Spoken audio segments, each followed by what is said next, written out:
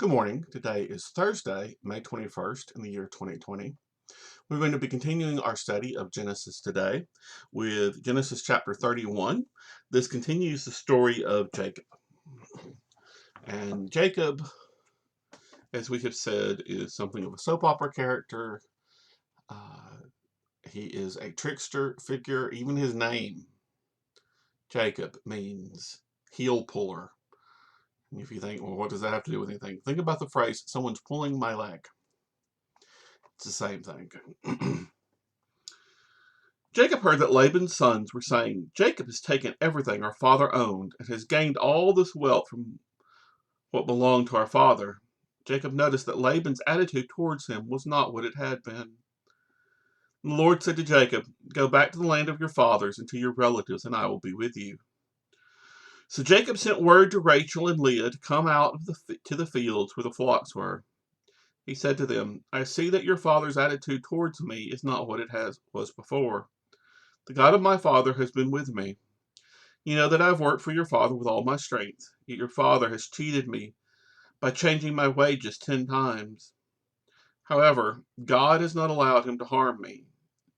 If he said, The speckled ones will be your wages, then all the flocks gave birth to speckled young.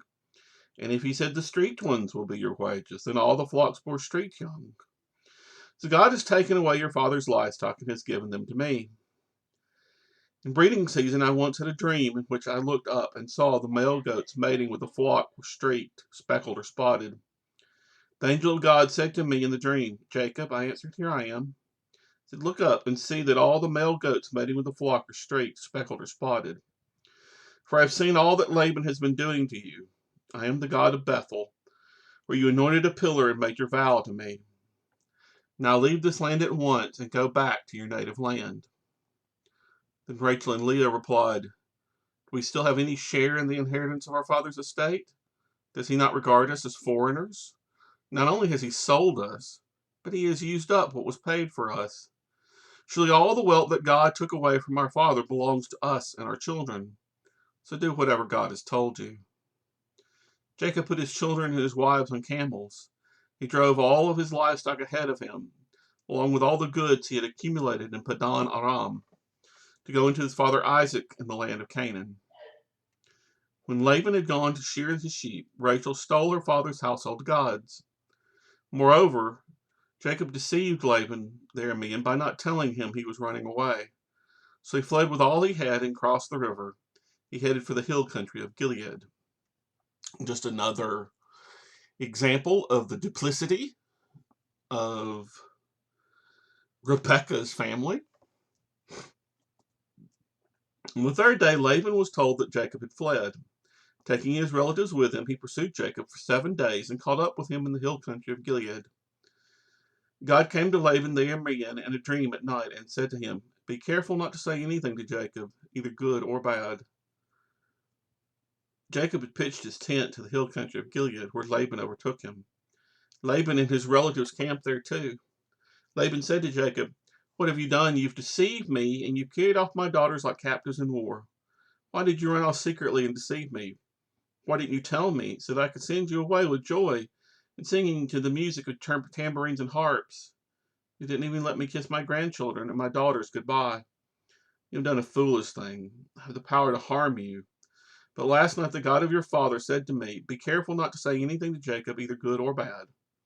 Now you've gone off because you long to return to your father's house. But why did you steal my gods? Jacob answered Laban, I was afraid, because I thought you would take your daughters away from me by force. But if you find anyone who has your gods, he shall not live. In the presence of our relatives, see for yourself whether there is anything of yours here with me, and so, if so, take it. Jacob did not know Rachel had stolen the gods. So Laban went into Jacob's tent, and into Leah's tent, and into the tent of the 2 maidservants, but he found nothing. After he came out of Leah's tent, he entered Rachel's tent. And Rachel had taken the household gods and put them inside her camel's saddle, and was sitting on them. Laban searched through everything in the tent and found nothing. Rachel said to her father, Don't be angry, my lord, but I cannot stand up in your presence. I am having my period. So he searched, but could not find the household gods. So basically, she came to have her period so that she could sit in the one place no one would touch. Jacob was angry and took Laban to task. What is my crime? He asked Laban. What sin have I committed that you hunt me down? Now that you have searched through all my goods, what have you found that belongs to your household? Put it here in front of your relatives and mine, and let them judge between the two of us. Been with you for 20 years now. Your sheep and goats have not miscarried, nor have eaten rams from your flock. Do not bring you animals torn by wild beasts. I bore the loss myself. You demanded payment for me, whatever was stolen by day or night. This was my situation. The heat consumed me in the daytime and the cold at night. Sheep fled from my eyes. Sleep fled from my eyes. Like this for 20 years. I was in your household. I worked for you for 14 years for your 2 daughters and 6 years for your flock. You changed my wages 10 times. The God of my father, the God of Abraham, and the fear of Isaac had not been with me. You would surely have sent me away empty-handed. God has seen my hardship and the toil of my hands, and last night he rebuked you. Laban answered Jacob, the women are my daughters, and the children are my children, the flocks are my flocks. All you see is mine. Yet what can I do today about these daughters of mine, or about the children they have borne? Come now, let's make a covenant between you and I, and let it serve as a witness between us. So Jacob took a stone and set it up a pillar. He said to his relatives, gather some stones. They took stones and piled them in a heap. They ate there by the heap. Laban called it Jegar Shabautha, and Jacob called it Galeed. Galeed means a witness. Laban said, this heap is a witness between you and me today. This is why it was called Galeed. It was also called Mizpah. Mizpah means watchtower. May the Lord keep watch between you and me when we are away from each other. If you mistreat my daughters, or if you take any wives besides my daughters, even though no one is with us, remember that God is a witness between you and me. Okay. Have you ever seen what is called a Mizpah coin? It is round, and it is jaggedly cut in half. And the phrase, may the Lord keep watch between you and me when we are away from each other, is written on it. And the idea is you give one to your friend or your significant other, and you keep one for yourself. The idea being, oh, may God take care of us when we're apart and bring us back together. That is not what it means. Laban said this basically to mean that's your side of the line and this is my side of the line, and may God watch between us to keep us apart. Because if he doesn't, I'm going to kill you. Laban also said to Jacob, here in this heap, and here is this pillar, I've set up between you and me. The heap is a witness, and this pillar is a witness, that I will not go past this heap to your side to harm you, and that you will not go past this heap and pillar to my side to harm me. May the God of Abraham and the God of Nahor, the God of their father, judge between us. So Jacob took an oath in the name of the fear of his father Isaac. He offered a sacrifice there in the hill country and invited his relatives to a meal. After they had eaten, they spent the night there. Early the next morning, Laban kissed his grandchildren and his daughters and blessed them. Then he left and returned home. And now the confrontation between Jacob and Esau. Well, almost. Jacob also went on his way. The angels of God met him. When Jacob saw them, he said, this is the camp of God. So he named the place Mahanaim. 2 camps. Jacob sent messengers ahead of him to his brother Esau in the land of Seir, the country of Edom. He instructed them, this is what you are to say to my master Esau. Your servant Jacob says, I've been staying with Laban and have remained there till now. I have cattle and donkeys, sheep and goats, manservants and maidservants. Now I am sending this message to my lord that I may find favor in your eyes. When the messengers returned to Jacob, they said, "Went to your brother Esau, and now he is coming to meet you, and 400 men are with him." That's not a good sign. Your brother doesn't need 400 men to come and greet you. He needs 400 men to slaughter you, all that is yours, and carry off what he can. In great fear and distress, Jacob divided his people who were with him into two groups, flocks and herds and camels as well. He thought, if Esau comes and attacks one group, the group that is left may escape. Possibly the real reason for two camps. Jacob prayed, "O God of my father Abraham, God of my father Isaac, O Lord, who said to me, 'Go back to your country and your relatives, and I will make you prosper,' in case you had forgotten. I am unworthy of all the kindness and faithfulness you have shown me to your servant." No doubt. "Had only my staff when I crossed the Jordan, but now I have become two groups. Save me, I pray, from the hand of my brother Esau, for I am afraid he will come and attack me and all the mothers of my children with their children. But you have said, I will surely make you prosper, and will make your descendants like the sand of the sea, which cannot be counted." He spent the night there, and from what he had with him, he selected a gift for his brother Esau: 200 female goats and 20 male goats, 200 ewes and 20 rams, 30 female camels with their young, 40 cows and 10 bulls, 20 female donkeys and 10 male donkeys. He put them in the care of his servants, each herd by itself, and said to his servants, "Go ahead of me, keep some space between the herds."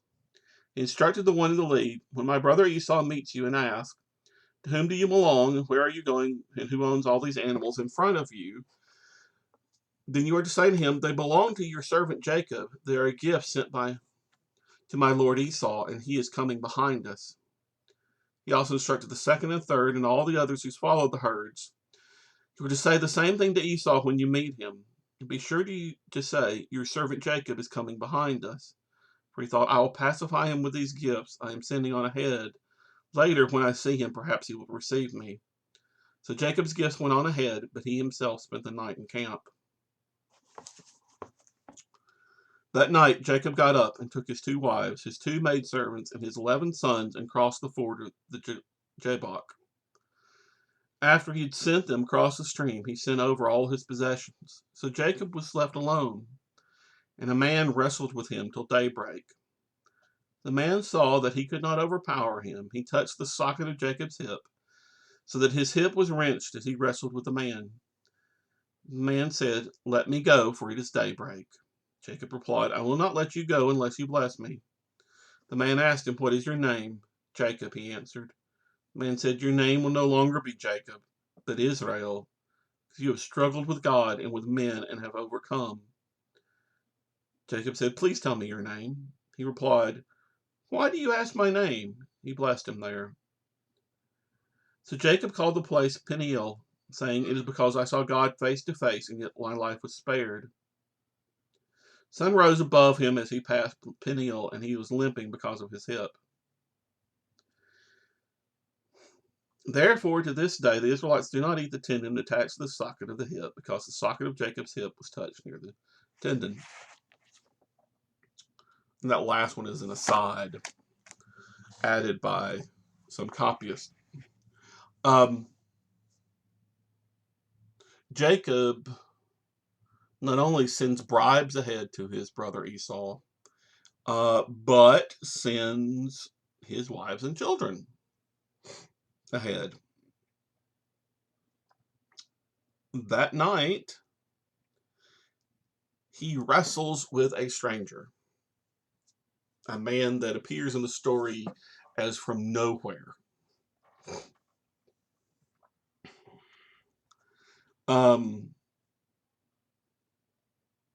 He is injured, but does not let the man go.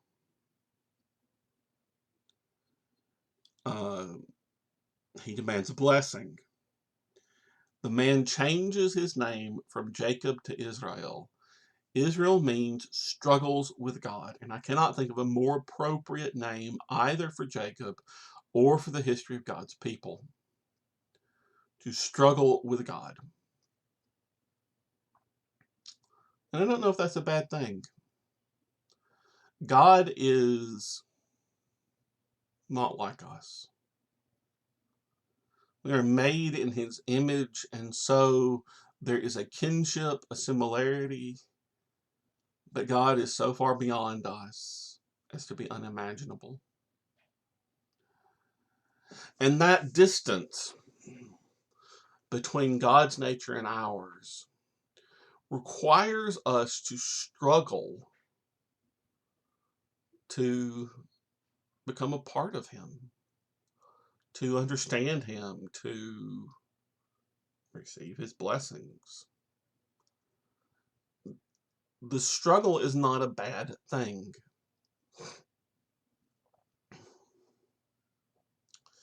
Blind, uncompromising faith is not faith in God. It is faith in yourself.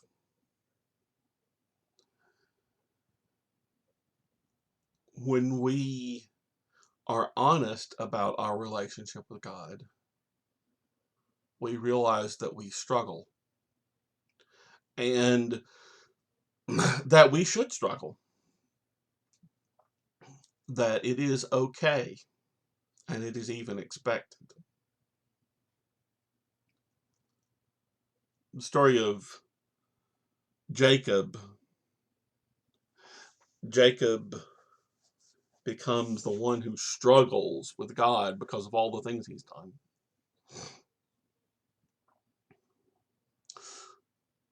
But I suspect that all of us at times have struggled. All of us are being honest.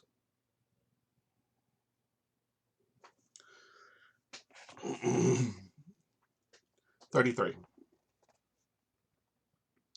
Jacob looked up, and there was Esau coming with 400 men. So he divided the children among Leah, Rachel, the two maidservants. The maidservants and their children in front, Leah and her children next, Rachel and Joseph in the rear. He himself went on ahead and bowed down to the ground 7 times as he approached his brother.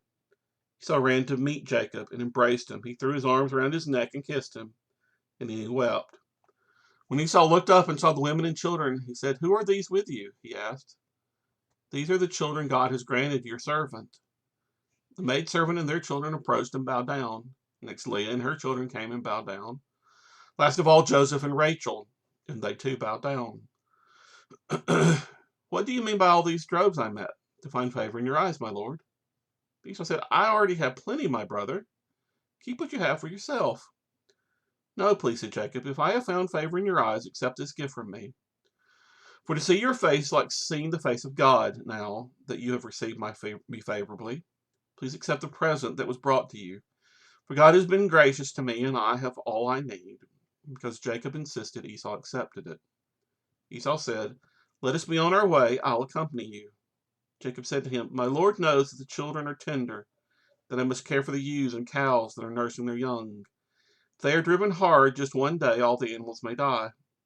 So let my lord go on ahead of his servant, while I move along slowly in the pace of the droves before me, and that of the children, until I come to my lord in Seir." Esau said, let me leave some of my men with you." "Why do that?" Jacob said. "Just let me find favor in the eyes of my lord." So that day Esau started on the way back to Seir. Jacob, however, went to Succoth, where he built a place for himself, made shelters for his livestock. That is why the place is called Succoth. Shelters is what Succoth means. Jacob came from Padan Aram. He arrived safely at the city of Shechem in Canaan and camped within sight of the city. For 100 pieces of silver he bought from the sons of Hamor, the father of Shechem, the plot of ground where he pitched his tent.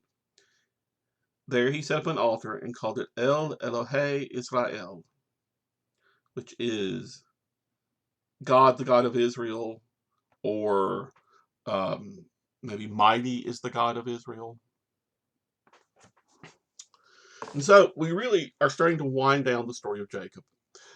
Next time we will look at some things involving Dinah and Jacob's return to Bethel, but that will end the story of Jacob. We have a brief discussion of Esau in chapter 36, which we probably will not read.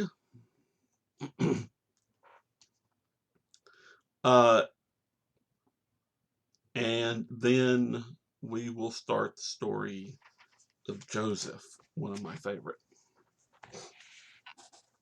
I know that today is mostly reading, without a lot of commentary. But honestly, the Word of God needs to be read. It needs to be heard.